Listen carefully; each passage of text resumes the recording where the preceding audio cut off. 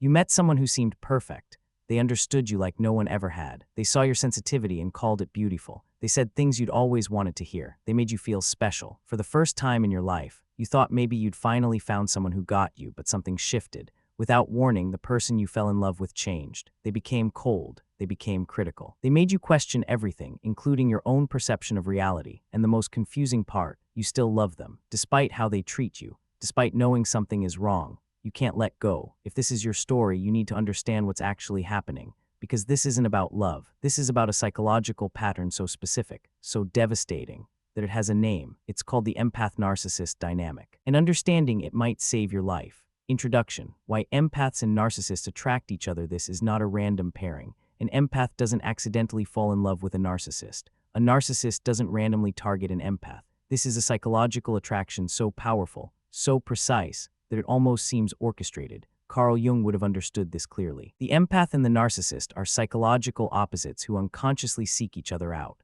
And when they come together, it creates one of the most painful dynamics in human relationships. But here's what's important to understand. Neither person is evil. Neither person is intentionally trying to destroy the other. They're both following unconscious patterns that were established long before they met. The empath is following a pattern that says, "My value comes from healing broken people." The narcissist is following a pattern that says, "I need to find someone who will validate me unconditionally." These two patterns, when they collide, create a relationship that looks like love but functions like addiction.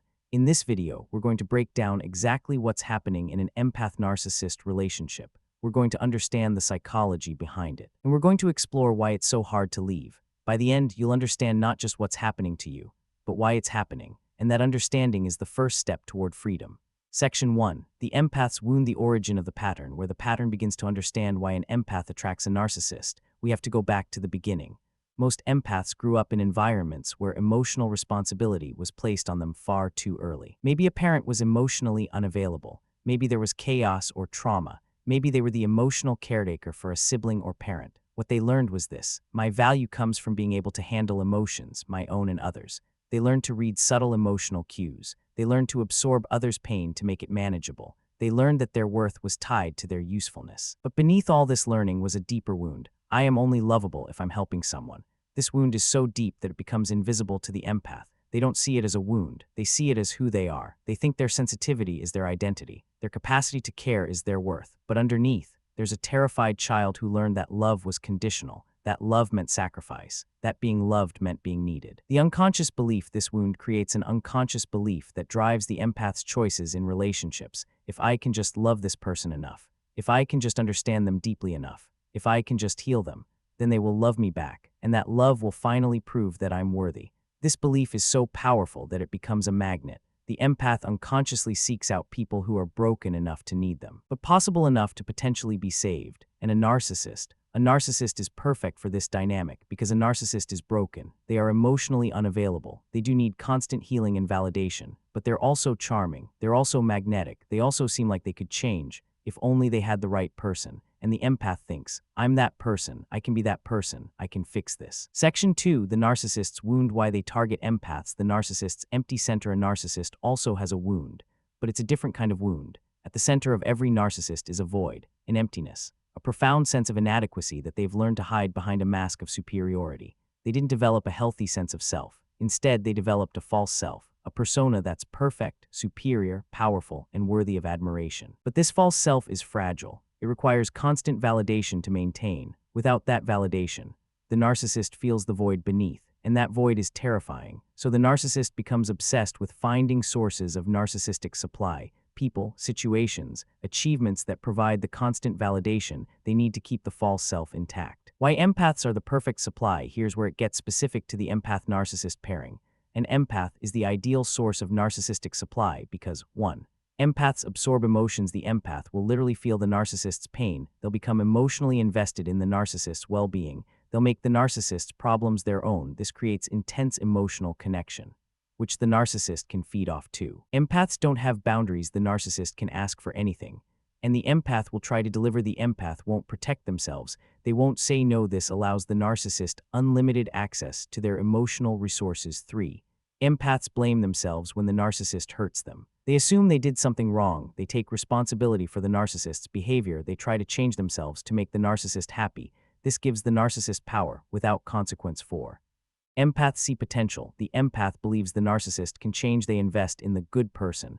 Underneath the narcissism, they keep trying even when nothing changes. This provides endless supply for the narcissist. 5. Empaths are loyal. The empath doesn't easily give up on people. They stick around through pain and mistreatment. They forgive repeatedly. This ensures the narcissist's supply doesn't run out. A narcissist can sense an empath's vulnerabilities like a heat-seeking missile.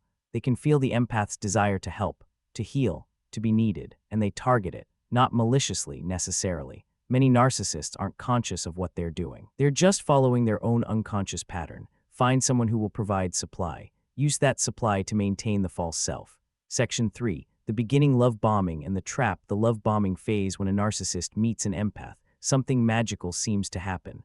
The narcissist becomes the most attentive, understanding, exciting person the empath has ever met. The narcissist listens intently to everything the empath says, remembers details about the empath's past, mirrors the empath's interests and values, says exactly what the empath needs to hear, seems to understand the empath on a deep level, makes the empath feel special, chosen. Finally seen. This phase is called love bombing, and it's intoxicating. The empath thinks, finally, I found someone who understands me. This is what love is supposed to feel like. But here's what's actually happening. The narcissist is not actually seeing the empath. They're studying them, learning what makes them tick, identifying the empath's wounds and vulnerabilities so they can exploit them later. The narcissist is creating an intense bond of emotional dependence. They're making the empath believe that this is real love, when actually it's a trap. Why the empath falls so hard for the empath. This love bombing feels like salvation. After a lifetime of being the helper, the fixer, the one who takes care of others, someone is finally taking care of them. Someone is finally validating them. Someone is finally saying you matter. The empath has been starved for this kind of attention, so they fall hard, they fall completely. They think, this is it. This is the person who will finally make me feel worthy. But what they don't realize is they're not falling in love with the narcissist. They're falling in love with the narcissist's false self. They're falling in love with a performance, and performances always end. Section 4. The shift. When the mask comes off, the devaluation begins. After the love bombing phase, usually weeks to months, something shifts. Without warning, the narcissist changes. The attentiveness disappears. The understanding vanishes. The person the empath fell in love with seems to vanish, replaced by someone cold, critical, and distant. The narcissist might become withdrawn and unavailable, become critical of things they once said they loved about the empath, start comparing the empath to others, unfavorably withdraw affection and validation, make the empath feel like they're never enough, create a sense that the empath has failed them somehow. This phase is called devaluation, and it's psychologically devastating. The empath is confused. They think, what happened? What did I do wrong? How do I get back the person I fell in love with? But here's the truth. The person they fell in love with never existed. It was a performance. And now the narcissist is showing the real dynamic. You are here to provide supply. That's your only purpose. The empath's response. This is where the tragedy really begins. Instead of leaving, the empath does exactly what the narcissist predicted they would do. They try harder. The empath thinks, I just need to understand them better. I just need to love them more. I just need to figure out what they need. So they analyze the narcissist's behavior, constantly try to solve the narcissist's problems, attempt to recreate the love bombing phase, absorb blame for the narcissist's coldness, interpret the narcissist's cruelty as fear or pain, make excuses for the narcissist's behavior, and each time they try, the narcissist provides just enough positive reinforcement to keep them hoping. A kind word, a moment of intimacy, a promise that things will improve. This is called intermittent reinforcement, and it's one of the most addictive psychological patterns that exists. The empath becomes addicted to the hope of getting back the love bombing phase. They're chasing a feeling that will never return. Section 5. The cycle. Hope, disappointment, hope again. The trauma bond. What develops between an empath and a narcissist is not love. It's a trauma bond. A trauma bond forms when someone experiences pain and fear. The same person provides relief and comfort. This cycle repeats over time. The person becomes psychologically bonded to their abuser in an empath-narcissist relationship. The cycle goes like this. Day 1-5. Hope. The empath feels connected. The narcissist seems kind. Things feel manageable. Day 6-10. Disappointment. The narcissist becomes distant or critical. The empath feels confused and hurt. Day 11-15. Desperate. Trying. The empath tries everything to get back the love bombing phase. They sacrifice, they apologize, they change themselves. Day 16-20. Brief relief. The narcissist provides a moment of kindness, validation, or intimacy. The empath feels hopeful again. Day 21. The cycle repeats. This cycle can go on for years. Each time it repeats, the empath becomes more bonded to the narcissist. The empath's brain is literally being rewired. The hope provides dopamine. The pain triggers stress hormones. Together, they create an addiction stronger than drugs. Why the empath can't leave? People constantly ask, why don't you just leave? And the empath wants to leave. Part of them is screaming to leave, but they can't, not because they're weak, but because their nervous system has been hijacked. The empath has bonded to the narcissist through repeated cycles of pain and relief. Their brain has learned, this person hurts me, but they also comfort me. Without them, I'll be in pain. So leaving feels impossible. It feels like it would destroy them, but staying is also destroying them. They're in a catch-22. The narcissist knows this. Many narcissists aren't consciously thinking about it, but they sense it. The empath is trapped. The empath will keep coming back. Section 6. The damage what this does to an empath. The emotional toll an empath in a relationship with a narcissist experiences specific psychological injuries. 1. Loss of self. The empath has spent so much time trying to understand and please the narcissist that they've lost touch with their own identity. They don't know what they want anymore. They only know what the narcissist wants. 2. Constant confusion. The empath's reality is constantly being questioned. The narcissist gaslights them. You're too sensitive. That never happened. You're remembering it wrong. The empath starts to doubt their own perception of reality. 3. Shame and blame. The empath blames themselves for the narcissist's behavior. They think, if only I were different, if only I loved better, if only I were enough. The shame becomes internalized. They think there's something fundamentally wrong with them. 4. Hypervigilance. The empath becomes hyper-aware of the narcissist's moods. They're constantly monitoring the narcissist's energy, trying to predict when the next switch will happen. This constant vigilance is exhausting. Their nervous system is always in fight-or-flight mode. 5. Empathic overload. The empath is absorbing the narcissist's pain, the narcissist's rage, the narcissist's emptiness, on top of their own pain. Their nervous system becomes overloaded. They develop anxiety, depression, chronic pain, sleep problems. 6. Spiritual crisis. Many empaths believe they're supposed to heal the narcissist. When they can't, they experience a spiritual crisis. They question their gifts. They question their purpose. They question whether their sensitivity is actually a curse. Section 7. Jung's perspective. The shadow and the projection. Jung on the narcissist. Carl Jung would have recognized the narcissist immediately. Someone who is completely identified with their persona and completely disconnected from their shadow. The narcissist's false self is their persona. It's perfect, superior, worthy of admiration. But the shadow, the repressed, denied, disowned parts of themselves, is enormous. The narcissist has rejected anything that doesn't fit the image of perfection. So they project that shadow onto others. They see in the empath all the qualities they refuse to acknowledge in themselves. Weakness, which the narcissist denies having. Neediness, which the narcissist projects onto others. Sensitivity, which they see as weakness. Vulnerability, which they despise. The narcissist is attracted to the empath precisely because the empath is willing to absorb these projections. The empath is willing to hold the narcissist's shadow. To take on the shame and vulnerability the narcissist refuses to acknowledge. Jung on the empath. The empath, in Jung's framework, is someone with an overdeveloped persona as the helper and an underdeveloped sense of self.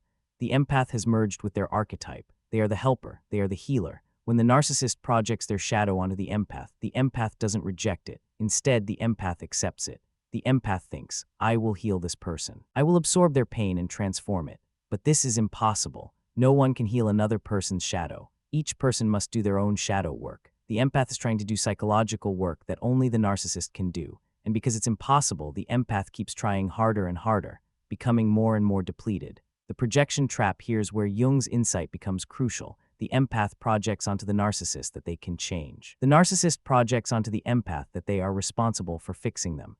Both projections are false, but both feed the dynamic. The empath keeps trying because they believe, consciously or unconsciously, this person can change. I just need to love them enough. The narcissist keeps taking because they believe, consciously or unconsciously, this person is responsible for my well-being. They should give me what I need. Neither is true. But these false beliefs keep the relationship going. Section 8. The path to freedom. Step 1. See the pattern. The first step toward freedom is seeing the pattern clearly. You must understand, this is not about love. This is about a psychological dynamic where two wounded people unconsciously created a system to meet their unconscious needs. You are not here because you love the wrong person. You are here because you have a wound that makes you vulnerable to this exact dynamic. The narcissist is not evil. They are wounded, but their wound is theirs to heal, not yours. Step 2. Grieve. You must grieve several things. Grieve the person you thought the narcissist was because they don't exist. Grieve the version of yourself you lost trying to save them. Grieve the hope that things will change. Grieve the identity of the healer, or the one who will finally save them. This grief is necessary. It's not weakness. It's the process of accepting reality. Step 3. Withdraw projection. You must take back your projection. You must stop believing that this person can change you, have the power to heal them. Their happiness is your responsibility. Your love can fix what's broken in them. These beliefs are keeping you trapped. They're keeping you from seeing reality. Step 4. Rebuild your sense of self. You must rediscover who you are underneath the helper persona. Ask yourself, what do I want? What makes me happy? What are my dreams? These questions might feel scary because you haven't asked them in so long, but asking them is essential. Step 5. Set boundaries and leave. You must be willing to say no, disappoint them, be seen as selfish or cruel. Leave even though it will hurt. This is the hardest step, but it's also the most important. Step 6. Heal your wound. Finally, you must address the original wound that made you vulnerable to this dynamic. Why do you believe your value comes from helping others? Where did you learn that love means sacrifice? What would it mean to be loved simply for existing, not for what you do? This healing often requires therapy. It requires time. It requires patience with yourself. But it's the only way to ensure you don't repeat this pattern. Closing. The truth about empath-narcissist relationships. What this relationship really is, an empath in love with a narcissist, is not a love story. It's a tragedy. It's a tragedy because two wounded people unconsciously created a system that deepens their wounds instead of healing them. The empath becomes more convinced that they're not enough. The narcissist becomes more convinced that they need constant validation from others. Neither person grows, neither person heals. They just reinforce each other's wounds. The empowerment, but here's the empowering part. You are not trapped. You are not powerless. You are not broken. You have been following a pattern that was installed in you long ago, but you can change that pattern. You can see the pattern clearly, grieve what needs to be grieved, take back your projections, rebuild your sense of self, set boundaries, leave, heal. And on the other side of all that pain is your actual self.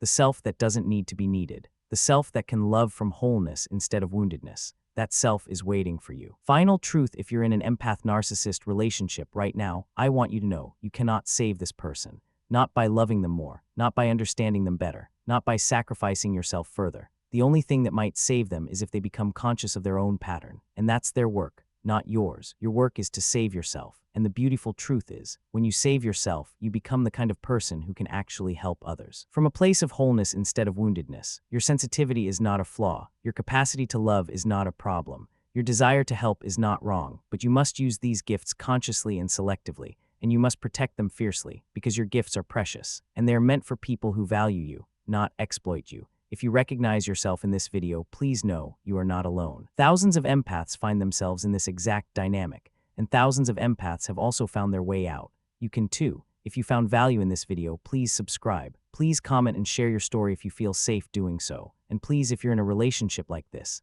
reach out for help. Talk to a therapist. Call a domestic abuse hotline. Tell someone you trust. You deserve to be loved for who you are, not for what you can do. Remember, your value is not tied to your usefulness. You are worthy simply by existing, and it's time to start living like you believe that. If you've made this far, thank you very much.